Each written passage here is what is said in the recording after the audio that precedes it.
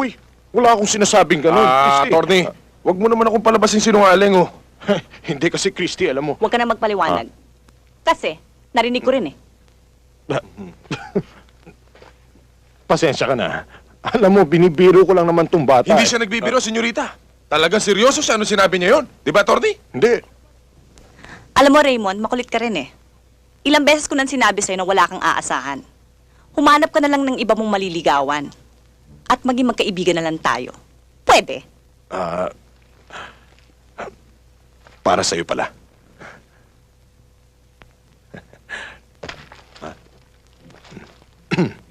Kumukulo talaga ang dugo ko sa hambog na yun.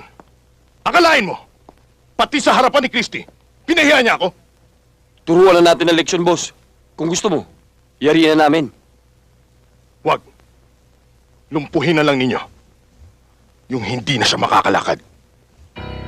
Mas masakit yun, hindi ba?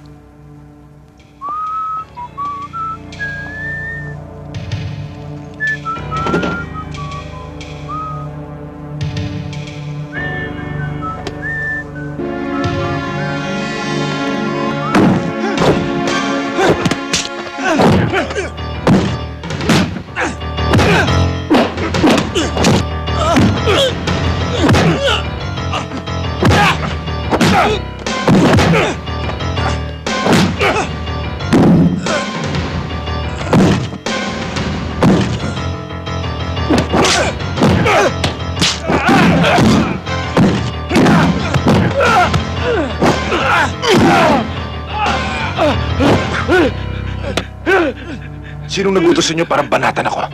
Hindi ko alam, boss! Hindi ko alam! Di mo alam. Hindi yun!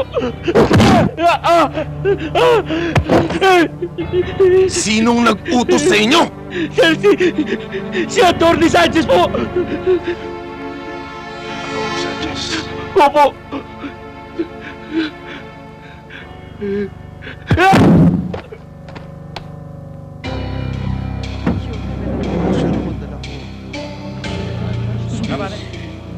Tara na. Ano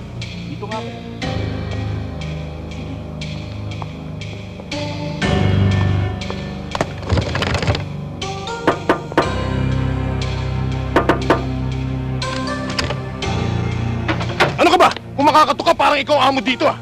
Ano bang atraso kasi at gusto mo ko ipagulpe? Ha? Anong pinagsasasabi mo? Huwag ka na magmamangan pa. Mabuti pa, dala mo na ng banig at unan yung mga tauhan mo. Para lalong sumarap ang tulog nila. Ba't